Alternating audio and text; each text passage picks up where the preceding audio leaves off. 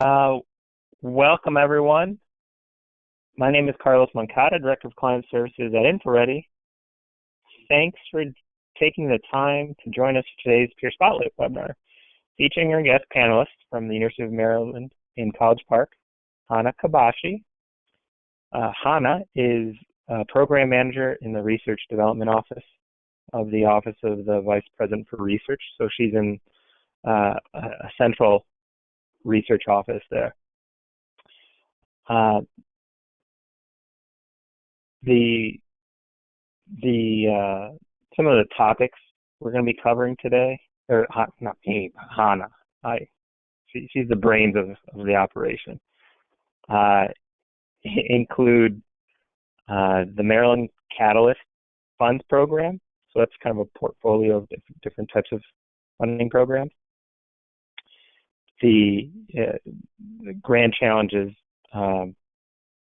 facilitated at University of Maryland.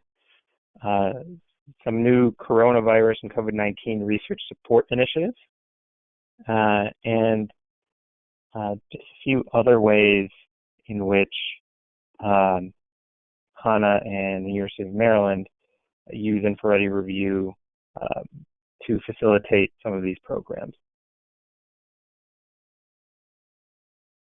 Now, before getting started, just want to go over some of the logistics. So first, the webinar is scheduled for 1 hour. And about 20 minutes of that will be a panelist presentation. And then the remainder of that will be Q&A. So about 30 minutes of Q&A. Now, all of your phones are muted. So if you have any questions for Hana, please submit them via the chat option or the question box there. And if you called in by phone instead of computer, you may want to take the added precaution of muting your phone. That way we don't hear your background conversation. Excuse me. For those of you who have colleagues who are unable to attend, we're actually recording this webinar. And so you'll be able to share the link with them. So we'll post an edited version of the webinar in the next week or so. An unedited version is being automatically sent to everyone later today. There's also a post-webinar survey for you to ask any follow-up questions and provide feedback. So if you want us to reach out, us or Hana to reach out to you about anything that was covered today, just let us know in the survey. And one quick disclaimer, I think the vast majority of us are working remotely. So people with active lines during the call may have some background noise. And I know I have a couple small children that may burst through the door at any moment. So I'll try to handle that situation with aplomb if it comes up, but apologies in advance.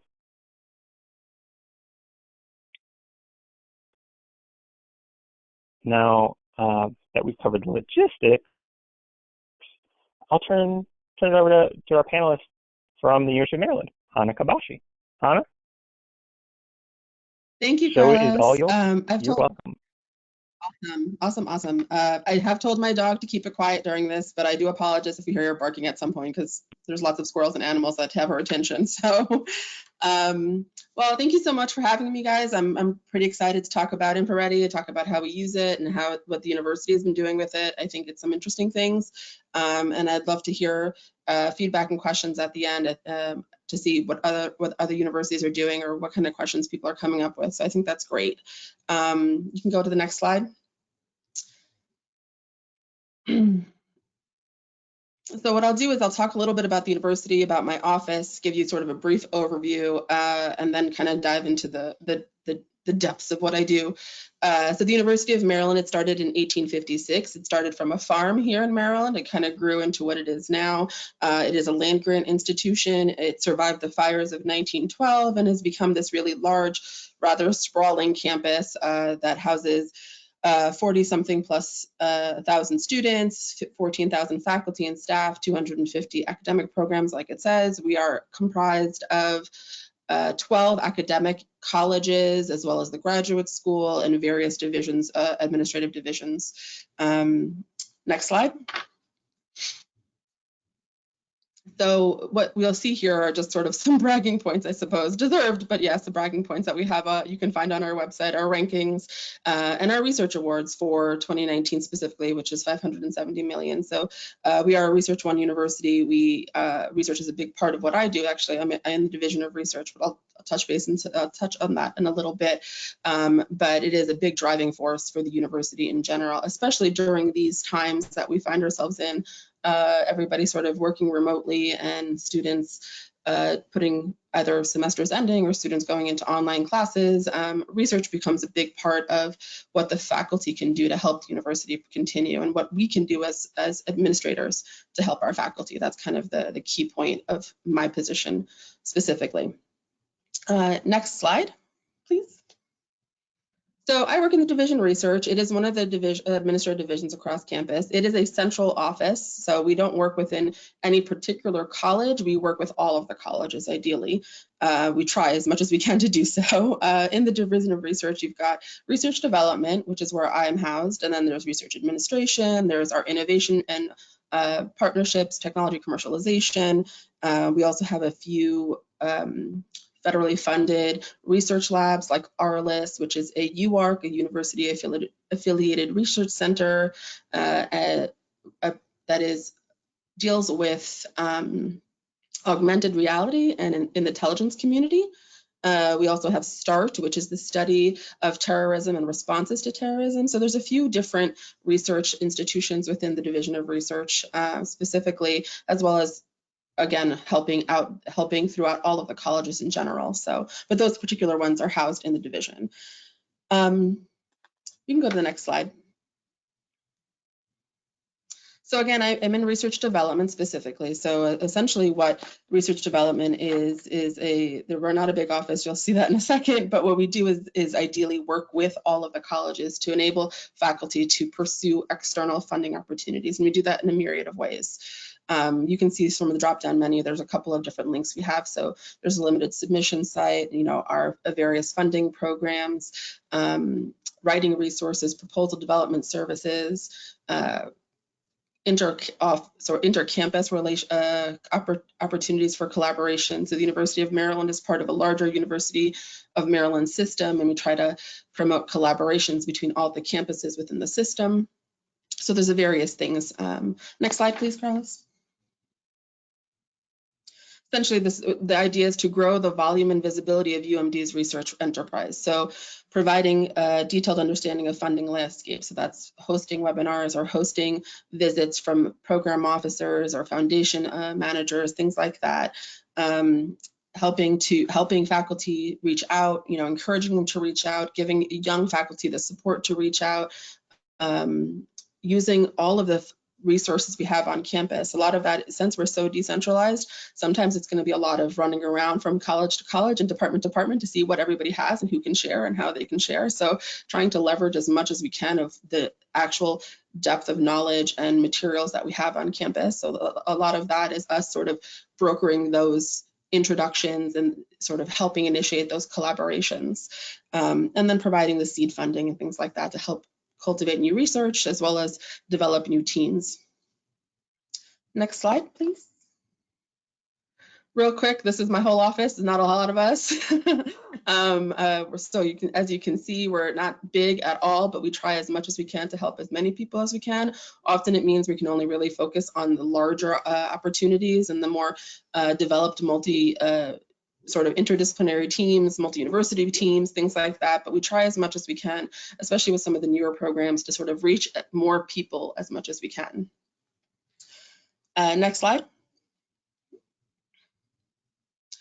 So when I started in this position about 3 years ago or so, possibly 4, days and time is a little irrelevant these days. We were using InfoReady specifically just in the research development office, and it was only for external limited submission program. So that was the only time we would use it. And it was really great. It was a really good tool, but I didn't understand why we weren't working more with other people in the university and why it wasn't becoming more aware across the university. So part of what I've been doing over the last year, probably more ardently, is sort of reaching out to the colleges across campus. So as you can see from here, there's a list of colleges across campus. I think we've got 6 here so far I've been working specifically with their administrators to use InfoReady for their own specific college programs. So not ones that necessarily division is part of, but they're able to use InfoReady to host their own internal fellowships or poster or abstract competitions, things like that. What it gives us as a central office is a sort of insight into the kinds of work these colleges are doing. It allows us to sort of do a little bit of data mining to see what's happening at the college level that we may not see in other ways and we may not see in other cases. And it helps us develop sort of collaborative ideas for these colleges to pull them together to work together.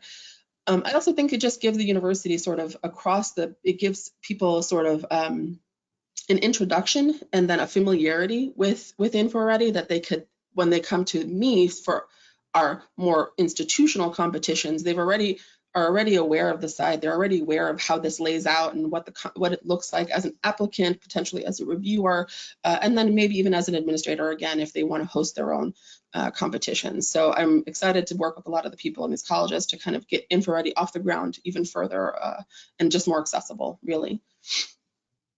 Next slide. So here on campus, the way we use it right now, and I'm hoping we'll continue to kind of grow that further, limited submissions, internal funding, faculty incentives, seed and pilot grants, research initiatives, grand challenges, and fellowships. I highlighted the ones in red because those are kind of the ones I'll talk about a bit more today in today's presentation. But right now, those are the things that we're using InfoReady for. And again, I'm hoping to kind of sort of expand upon that in the coming months, year or so, and seeing what else we can do with it. I think I'm kind of excited to see where we can take it. Next slide.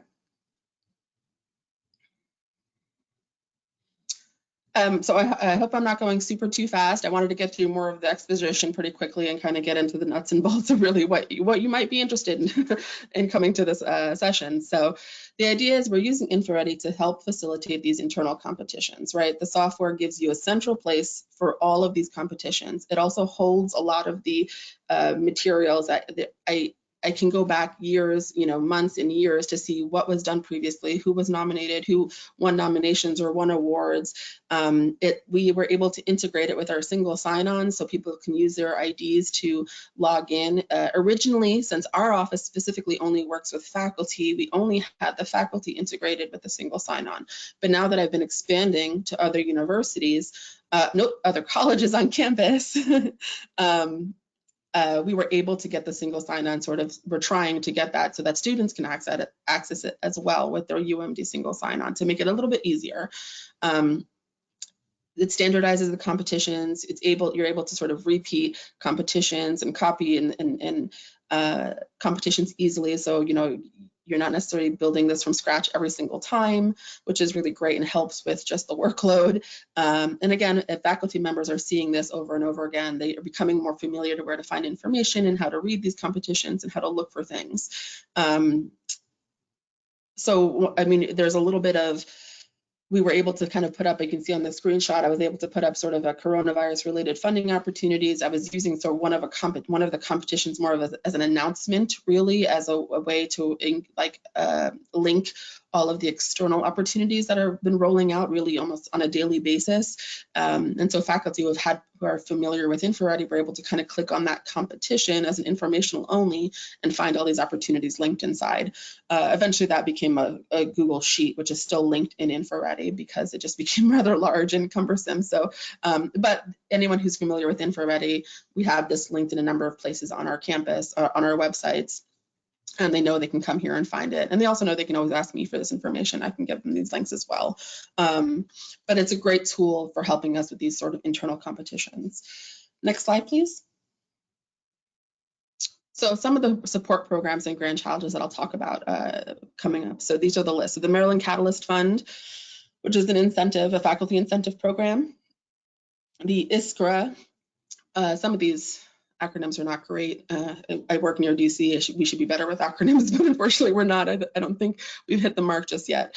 But there is the Maryland Catalyst Fund. There's the ISCRA, or what we're calling is the Indies, really, the Independent Scholarship Research and Creativity Awards, our Aim High Challenge Awards, which is a collaboration between 2 colleges within the University of Maryland system, and then our Coronavirus Research Seed Program, which is something we launched real quick.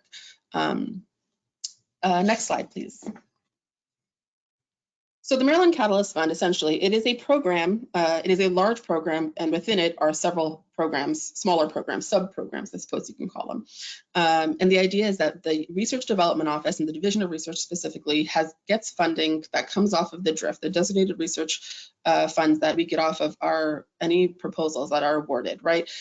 We get a small percentage of that, and the small percentage of that goes back into research. The idea is we're trying to incentivize faculty in various ways to help continue the research efforts. We help, so for the New Directions Fund, it's twice a year. There's 2 different tracks within there. One of them is about proof of concepts. One of them is about developing these proof of concepts under new partnerships. This is a way for us to help foster collaborations and build new collaborations, as well as help with new research lines. The idea that if you're kind of working in lane A and you see something happening in lane B in your periphery, that you think there's potential there, but you can't get there without a little bit of support, we're going to try to help you get there, whether that's providing seed funding for pilot data or from some travel or support for graduate students and things like that.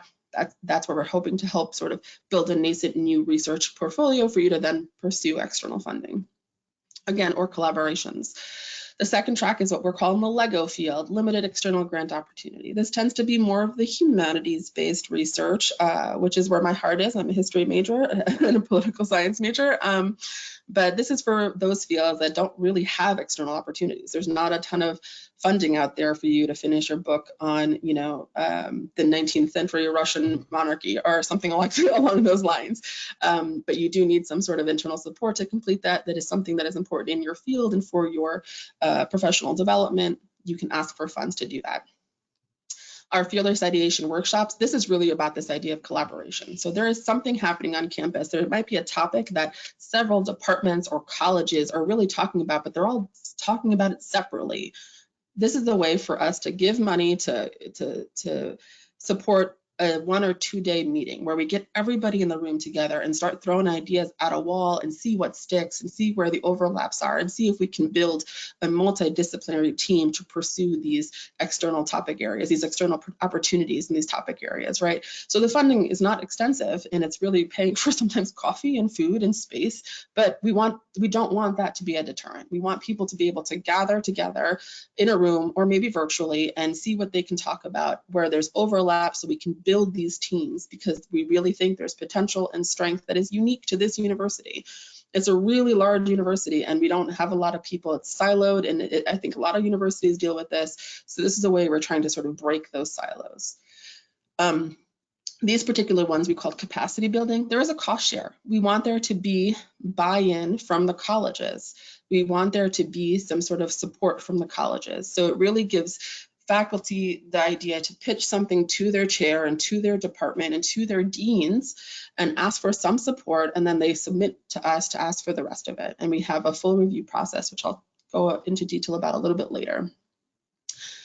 The next set of programs are opportunity specific. So this is, you've identified something you want to charge at. You've identified an opportunity, you've identified a topic area, and you think you want to pull something together, but you need support. It could be proposal development support, it could be graphics support, it could be time, it could be a number of things, maybe some pilot data, some seed data. You need this support. You can apply for these different things, whether it's a big opportunity fund, the strategic growth fund, or reinforcement funds. That's actually for if awarded. We will help fund some of those administrative costs that are sometimes not allowed. So the idea for the Maryland Catalyst Fund, again, is to sort of pitch money back into research to help incentivize new research, more research, and be more successful, help build teams, help enable faculty, get a better return of investment on our investments, of course, on our money that we're putting out there, but also enable faculty to be quickly responsive to a lot of things. And I do this all on InfoReady. Everything is on InfoReady. It's got, all the information is there. I have everything saved, and it gives us a historical look back at what these programs have funded and what they're doing. And again, because of that, a lot of the faculty across campus, as well as a lot of our deans and associate deans, are familiar with it and will encourage their faculty to pursue these kinds of funding mechanisms. Next step, please. Next slide. So another one, this is sort of this has become a kind of a challenge. What we're often seeing is an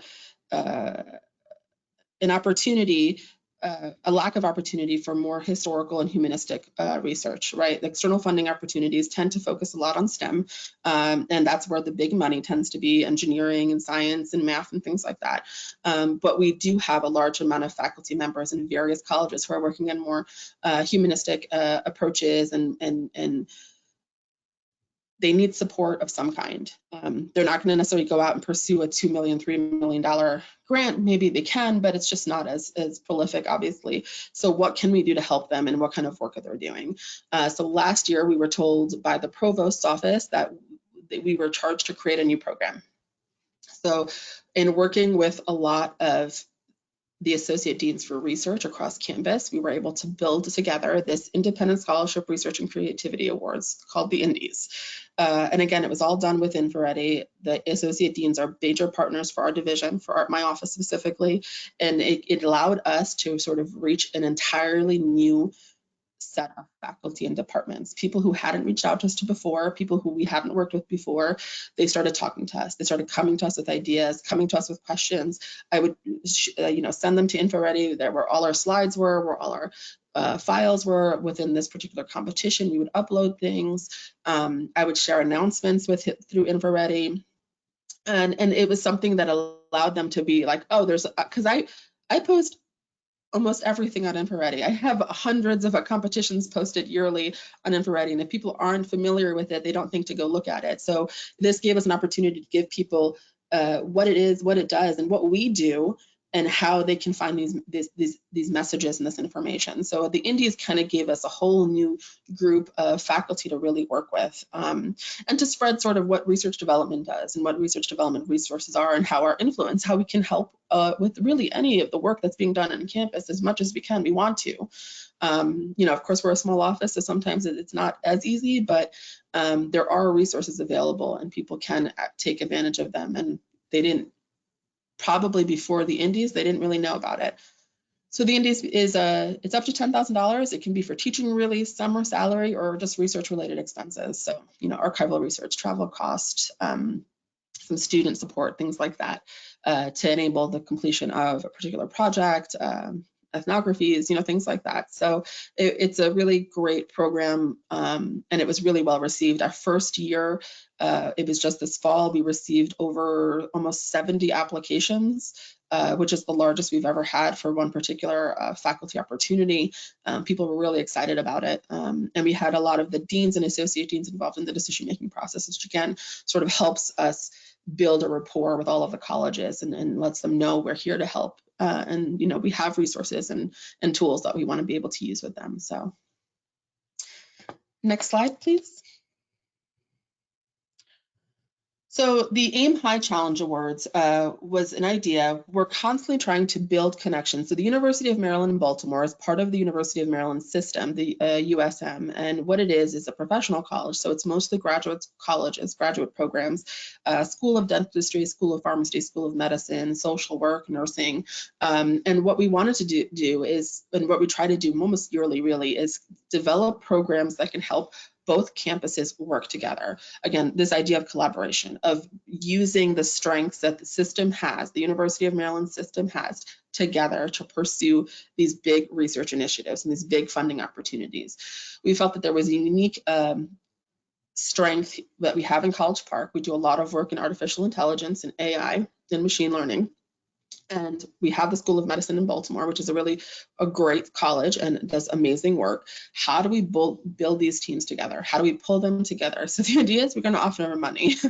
Let's offer them money to see, and it's not a big pot of money, it's some money, but it's enough to pull together teams for ideally 2 to 3 years, where they build these new initiatives. And it's an idea of not only mixing colleges, so not just College Park in Baltimore, but teams. So there was requirements for junior and senior faculty. There were requirements for them to come from different colleges on either campus. And they had to be really ambitious in their proposals to identify external funding opportunities that they would leverage the seed funding for. So we needed them to really think about it and be specific, not just say we're going to go to NIH or we're going to go to this, we're going to talk to this program manager on this program in this institute. We wanted them to really think about how this team could collaborate, how they could pull together this work, and where they could go with it. And we had this all done on InfoReady. So we had access to University of Maryland in Baltimore. We were able to perform full reviews within InfoReady, again, using both colleges.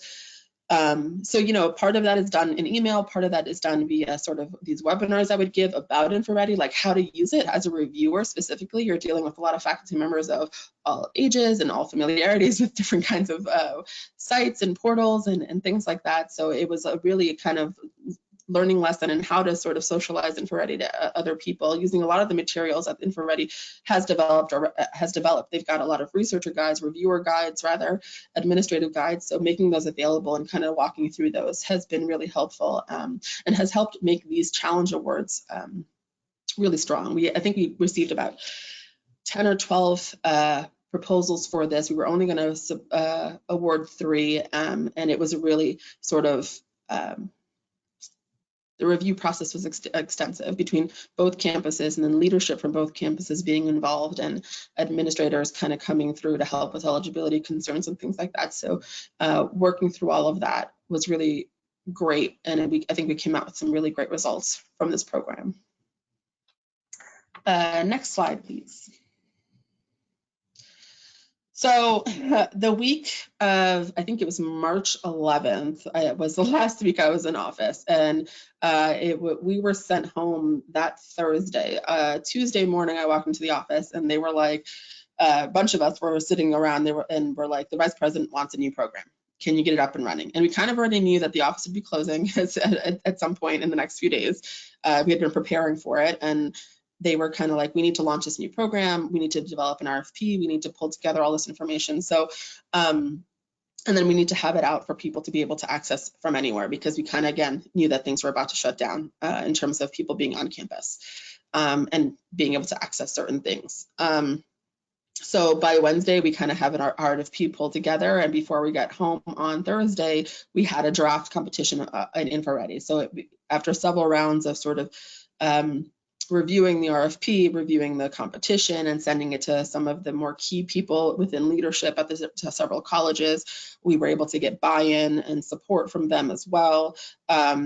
We were able to launch a competition, the Coronavirus Research Seed Program. Again, the idea is we needed something fast, we needed something quick, we needed something, and we need proposals that have the similar effective, fast, quick responses to the pandemic that had just sort of exploded on the US over the last few weeks, really. And being able to have it through InfoReady was really easy, because I was able to share announcements, I was able to send updates, I was able to track. So we had it was a rolling deadline, but every Friday at 5 p.m., I had to look at what had been submitted and prepare a review for those particular proposals. So it was every week we did a whole round of reviews, and in 16 days that it had been open, we had received something like 40 applications. It is a limited funding pool, so we had to be pretty strict, I suppose, in our review process. But I was reaching out to faculty every week to see who was available. We tried to have some subject matter expertise review every proposal, as well as people in our office. And it was sort of a rapid build up, quick launch, really easy dissemination, and be a place to sort of house all our files, any links that were necessary, and an easy way for people to respond really quickly, to upload all their proposals and things like that in a really quick fashion. So it was really helpful. And I think we've been able to award some really great proposals through the program. Next slide, please. So our review process. Generally, it's a 2-tier process. We set an internal deadline. We try to set one as early as possible in the sort of time frame before the foundation or funding agency deadline, so that we can help this process.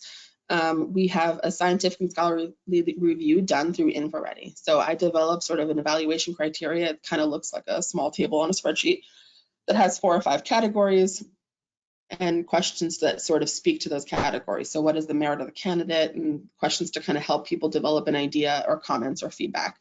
It's based on every specific program. So I develop one for each program. Sometimes programs are cyclical, so I kind of just have to update it based on the new RFP that was released. But I try to develop these criteria for everything. And then I share those. I reach out to subject matter experts across campus. So sometimes I can't really reach out to anybody until I see the actual applications. So timing is always a little bit of a harried issue when I'm doing these things.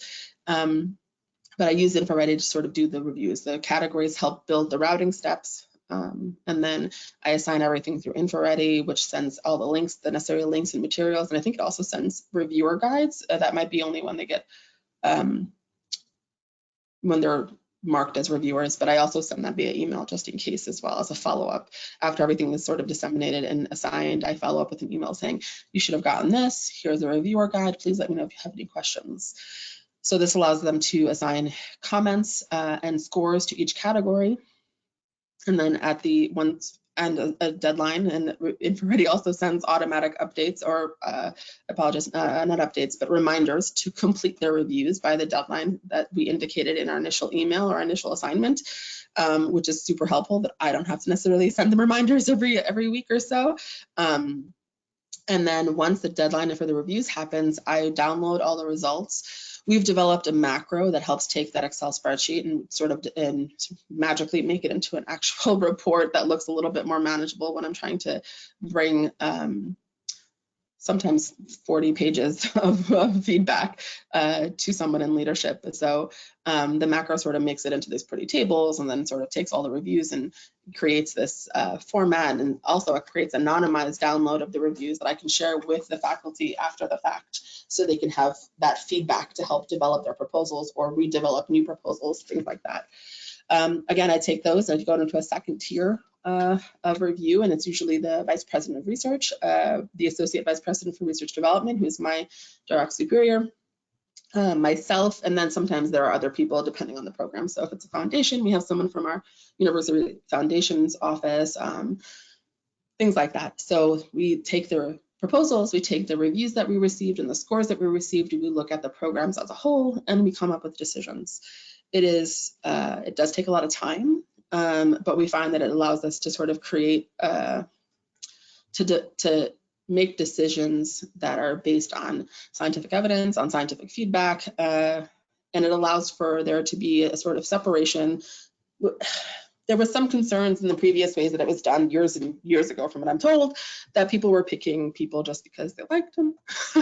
And this allows us sort of to think about the proposals, not and specifically, and sort of the merit of the candidate, not necessarily any personal preferences in a way. Really, it's really going to be about what we've been handed from the applicants and how they really reflect on the program. So it's a lot of work, it takes a lot of time, but I think it's actually been one of our gold standards in how we work with these, whether it's limited submissions or our internal programs. This is what we do for pretty much all of them. Next slide, please.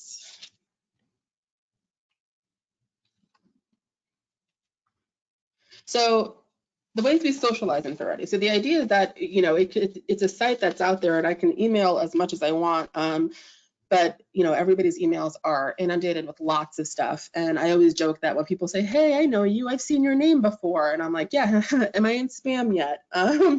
So, I know that people's emails are crazy. So sometimes they're going to look for information from other people besides me, and that's totally fair and fine. So one of the big things that we do is we work with the Associate Deans for Research. Every college on campus has somebody that is appointed as the Associate Dean for Research.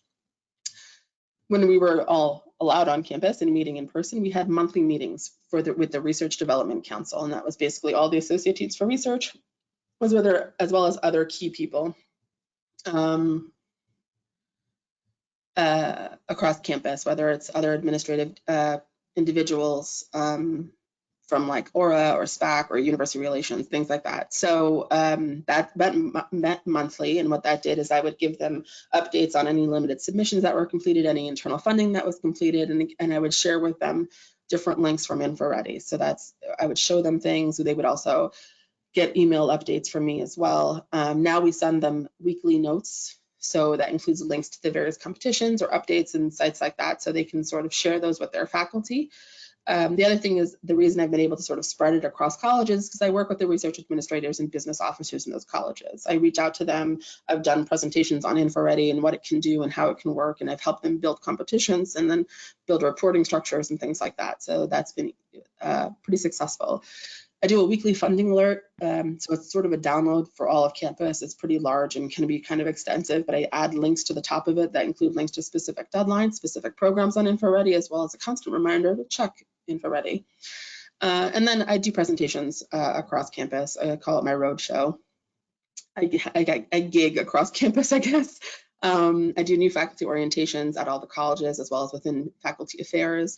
And then I also, whenever asked by any of the deans, chairs, administrators, associate deans for researchers, I do sort of a research development show, kind of this is what we do, and it always includes something about InfoReady and limited submissions in our internal programs. So it's as many faces as I can get in front of and as many eyes as I can get in front of. I think it's personally that they can see a face, they can associate a face with. It's easier for them to ask questions, to reach out, to call me, and then again, be aware of the things that are happening.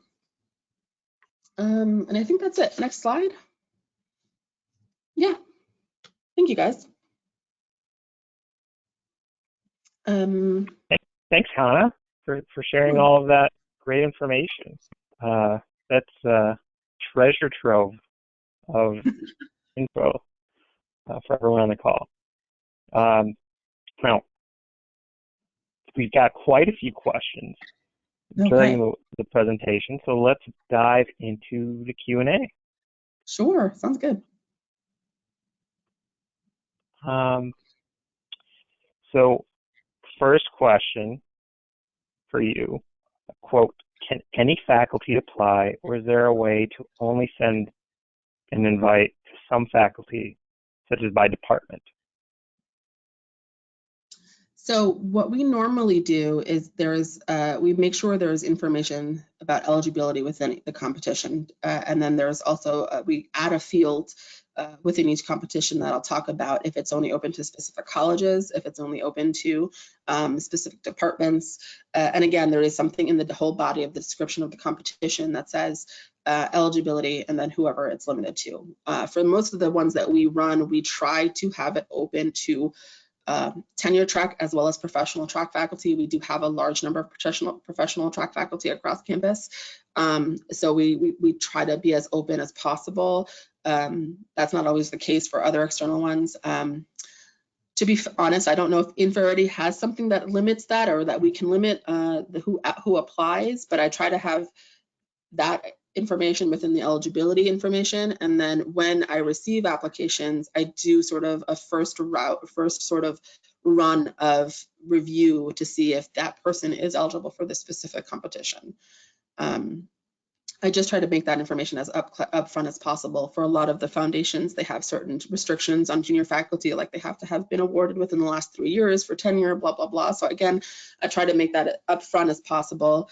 And then I do that sort of first review myself to make sure that they fall within the eligibility guidelines. And then I let them know if they don't, and then try to come up with new opportunities for them if this one is not for them, kind of thing. So, Hannah, quick answer to something you said there. Mm-hmm. The system actually does have a feature. It's on the details page of the competition where you can limit who applies by department or college. So I can show you that at another time. But basically, you select which units are eligible, and there's a checkbox there to enforce that. And on screen, applicants who have not selected their department in their profile or who are not eligible are presented with the information saying, hey, only these groups are eligible. If you are in one of these units, follow this link to go to your profile to put in your department. So if that screen is presented to people, the application form's grayed out. Oh, great. However, if they are eligible and they have everything, their profile set up accordingly, they just go right in and apply. Oh, that's great. I wasn't aware, so that's really good to know.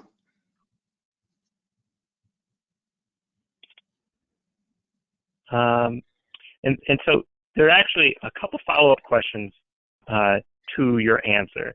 The first is,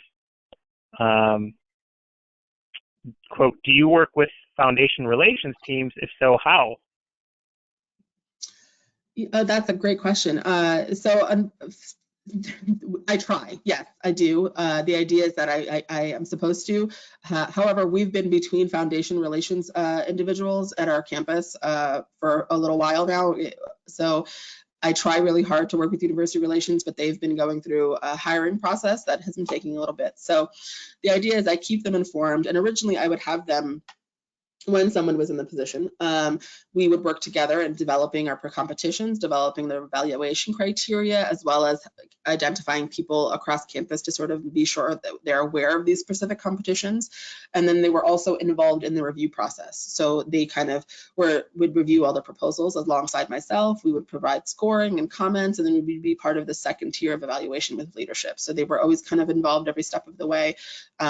Ideally, because that person would be aware of particular foundations' preferences and priorities and missions and things like that, maybe more than myself or some of the leadership. So having that person involved is sort of key in the decision-making process.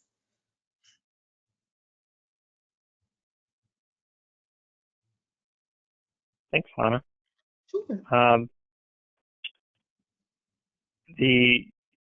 then another related question was, how many competitions do you run each year? You said you ran a lot. Yeah, so we post a lot. We definitely post, I want to say it's over, I want to say the last number I checked for, but I haven't looked yet for 2019, to be honest. I usually run those reports before then. But I want to say we did over 75 to something like that in the previous year. 75, we post 75 to 100 a year. Running actual competitions and review process is less than that, because sometimes we only get one application for a program, and we don't have to run a whole review process. We can kind of review the application internally to make sure that they hit all the marks and they've kind of are able to move forward, and we provide them with proposal development support in terms of a proposal development manager if necessary. But if we do have more applications than are allowed for particular nominations or particular awards, we do run the full competition. And generally speaking, we run anywhere from 15 to 20 competitions a year.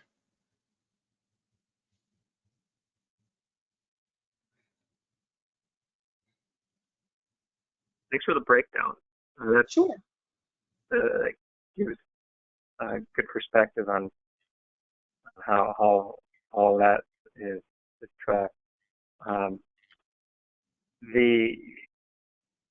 So you're running all these a year, and then there's a question here that relates to your answer there and one of your slides. How do you find the reviewers, and do you have any standing committee? So we had tried to have a standing committee. It was actually before I started in the position, but apparently I'm not entirely sure why it didn't work out. But what we tend to do now is, and this is probably not ideal, but it's something that's been working for us so far, is I review the proposals as they come in, and I start sort of identifying people based on the subject matter of their proposals. I can think of a lot of faculty members across campus who work on those particular topic areas, or are sort of adjacently subject matter experts. And I do a lot of research about what's happening on campus in terms of, so that's a lot of Google searches or UMD searches, as well as looking at the associate deans for research for suggestions and topic areas. So if I'm looking at somebody who's doing quantum research, quantum energy research, I can go to somebody in our energy department, someone who does work in Energy, or the Associate Dean for CMNS, which is our College of Computer Mathematical and Natural Sciences, and asked, who's a good person to do reviews in this topic area. They could provide me with a few names. It's kind of time consuming, to be frank and to be honest about doing it, but it seems to be the best way we've been able to sort of gather the right reviewers for each of these proposed competitions. And then I have a tracking list, or I keep a list of who was reviewed for me and for what programs. And it's somebody that I'll go to again. If I really like what they've provided me in previous opportunities and in previous competitions, I'll go to them again for other competitions. I try not to tax them too much. I know this is sort of not thankless, because we do thank them and we do provide them with sort of appreciation of some sort. Sometimes it's just a letter to their dean, or a luncheon or something like that. But it is sort of thankless service to some extent that they do outside of their already overly tasked days. So I appreciate it greatly. But it provides them sort of an insight as to how we run our programs. They provide us feedback on how we run our programs, as well as how we run the review processes, which help us sort of better the process in general. And then they feel involved in sort of their community and in their science community, and how it is sort of service to the scientific community for them, which I think is great. So.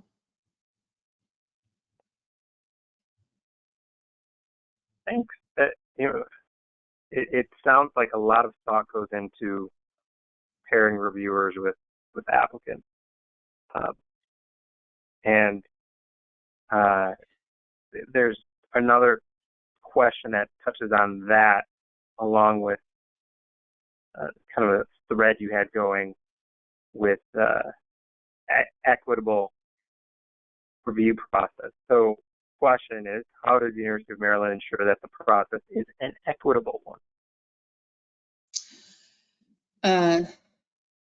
So we're using InfoReady. We're able to anonymize reviews, right? So we're able to anonymize even the applicants, which is pretty helpful depending on the program. And then what we were able to do is create a macro that pulls these reviewer comments into an anonymized document. So the faculty who are getting the feedback don't see who has reviewed their process. We don't share reviewers who reviewed what with anybody outside of our office. And then when we do that sort of second tier of review, when we're in with leadership, that's generally, so there's usually only about 3 of us who know everybody who's been involved. And that's the idea, is where we're trying to make sure that we're ensuring there's an equitable process, that we're ensuring that enough people are getting sort of a bite of that pie, sort of like, and ensuring that we're putting our best foot forward, but that we're not shortchanging any particular departments. And we're looking at things like gender equity and race equity. We want to make sure that we're kind of that the University of Maryland is putting forth their best foot forward, and ensuring that everybody across campus is appropriately getting the opportunity to move forward. So I think that taking that out of the sort of all the various colleges, and not allowing them to see everybody who's involved and everybody who's reviewing, and allowing reviewers to feel as if they can be honest and constructive without fear of a faculty member or colleague knowing who's who or what's happening, that ensures that the faculty can continue with their work and continue with their collaborations without fear of anything coming out. Not that anybody's ever said anything completely terrible or horrible, but nobody likes negative constructive criticism. So we want to ensure that if they're getting that, they know that it's coming from an honest place, and we want to enable them to help develop their skills or develop their proposals or improve upon what they've already submitted. So, I mean, I think that's one of the ways. And we work with various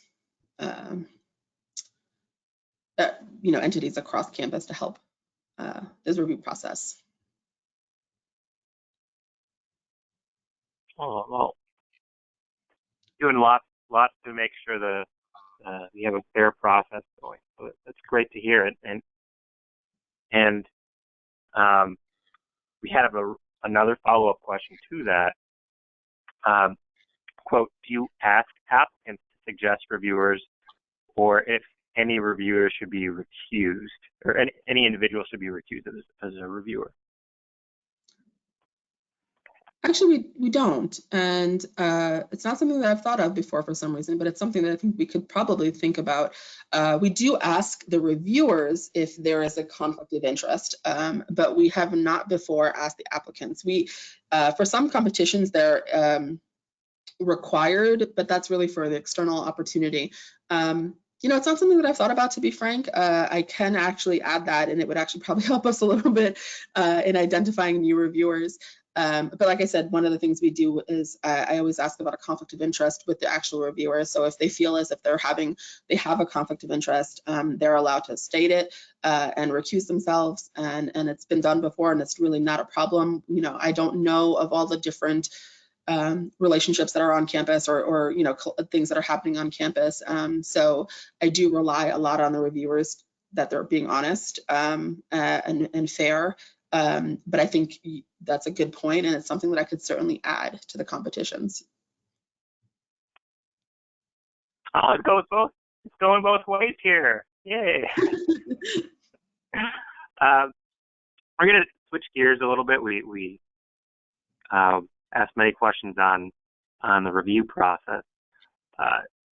So this question relates more to getting people to apply. So and collaboration. So question is, how do you convince faculty to respond to these large-scale funding opportunities? Are there any best practices or lessons learned along the way that would be helpful? So part of that is that we offer money, which sounds terrible, but it's not like we bribe them, but we do offer money for the particular, some of the programs, our internal funding programs are specifically about collaborations. The idea is like, we're happy to give you money if you're starting a new collaboration. We want to foster that. The other thing is we do work a lot with our associate deans for research. They have proved really great champions of working with us and having us work with their faculty. And then also bringing them together. Often in those discussions where, you know, where we're all talking about, you know, we talk about the ADRs go around the room and talk about specific issues or updates, and often there's connections made between colleges just in that space. So if somebody in public health is working on health literacy, then someone from arts and humanities is working in communication and risk communication, then there's a natural connection there, and there's something to be said there.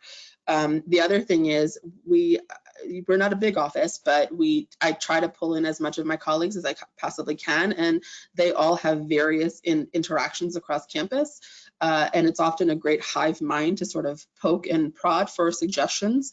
So when I see a new opportunity that I think can really develop into something large, I send it to my colleagues and I say, hey, I was thinking this person and this person, or this team and this team, you know, what do you guys think?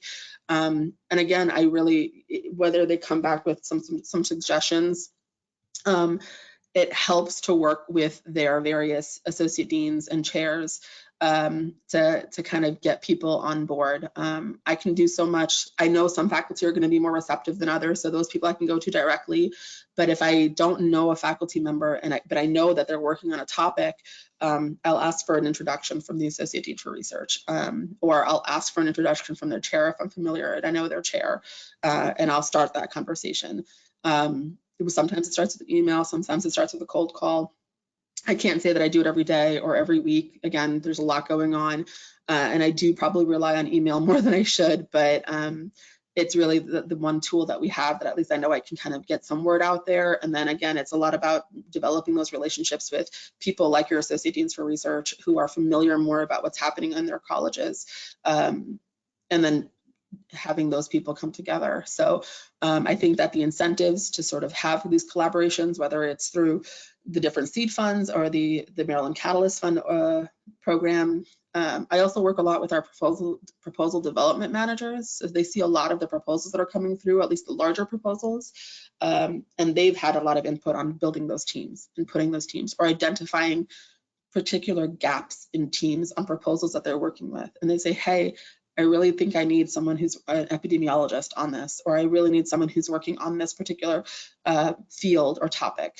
And that's when we kind of start going around and kind of become matchmakers to some extent.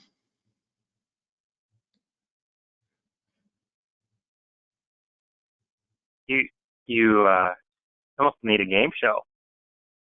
I jokingly say that I'm a yenta, so I try to make marriages and, you know, make it, hopefully everybody goes forth and prospers.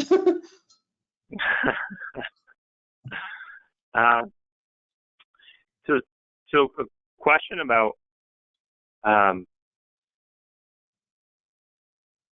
collecting information after the fact. So the question is, do you use the prox reporting, and how do you incorporate it into your programs and competitions? So it's something that I've just started working on. So I haven't used it yet, to be honest. It's something, what I was doing prior was I was doing a lot of the, our reporting was done off of InfoReady. So again, a lot of my notes kind of on this presentation is like next steps is approval routing, next steps is reporting, next steps, this is what I want. I want to be able to use more of what InfoReady has to offer, because I've been doing a lot of that sort of offsite. So I've been sending sort of these report requests to a lot of our the PIs that are involved in our internal award programs, whether the seed grants or Maryland Catalyst Fund. The issue with a lot of these is that they tend to be very early on in the research for a lot of the things that we're working on. So I might not have much to report in terms of ROI a year out. It might take further. And the ROI might not be necessarily just about landing that external opportunity. So I have sort of a template that I send out to faculty members usually on a yearly basis from their award. I have alerts on spreadsheets and in my calendar. This is not ideal. I am aware of this, and I'd like to use InfoReady, and that's part of what my next steps are.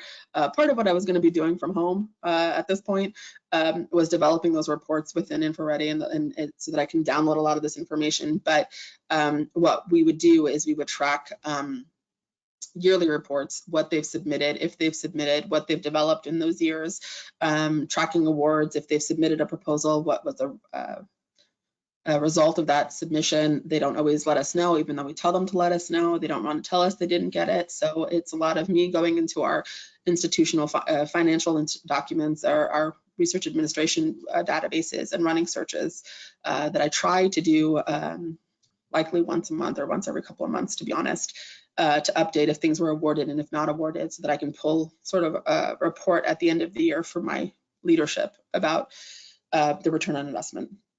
It's not foolproof at all. It's not exhaustive or comprehensive. We also try to capture other information that maybe you can't really capture in money. So it's about what you've published, awards you might have received, things that are related to the work that you've been doing, that the funding that we offered or the funding you were awarded enabled you to do. So we try to cover as much as we can in the information that I gather, and use that as part of support for the program. But yeah, the next steps is to use the InfoReady reporting, because that would likely make my job a whole lot easier. Well, let us know if you need help or have any questions as you're going through that process.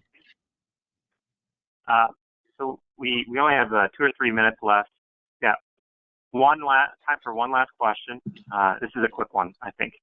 And I'm going to caveat with this quote: "Do you conduct virtual or face-to-face reviews?" So let's think of it as in normal times. You mean not COVID-19 times? Yeah. For some programs, yes, we do in-person meetings. It depends on the program. For most of our programs, we do not. They're all done online via InfoReady, and those reports are gathered. And then the second tier with leadership, that's done usually in person. But the scientific sort of review panel, that happens virtual, that just happens online via InfoReady. There are some programs that we have that require, or that leadership or some participants require there be in-person discussions. So for our Maryland Catalyst Fund, we do in-person discussions. For our collaborations with Baltimore, we do in-person discussions. And again, those all start with the online review first, and then we come to the table with all our comments and scores and kind of hash out our decisions or our recommendations to leadership in those in-person settings. All right, thanks, Hannah. And we've reached the end of our hour together. Thank you everyone for your time today. Special thanks to our guest panelist, Hana Kabashi from the University of Maryland. Thank you, Her guys. contact details. Hana's contact details are displayed on screen in case you want to reach out directly. I'll say please don't call that number because I'm still not back at the office yet. Just realized that's my office number. So just email me. I'm on email all day. Oh, thanks. We're all adjusting. We had some other questions that we were unable to get to. We'll follow up with everyone on those. As a reminder, the webinar was recorded. The unedited version is being emailed today. The edited version will be available on our website in the next week or so. Please feel free to share the recording with colleagues. And also there's a post-webinar survey if you're able to fill that out. Thank you, guys. Thank you, everybody. I really appreciate the time. Please email me. Thank you. She's lonely. She needs you to email her. I do.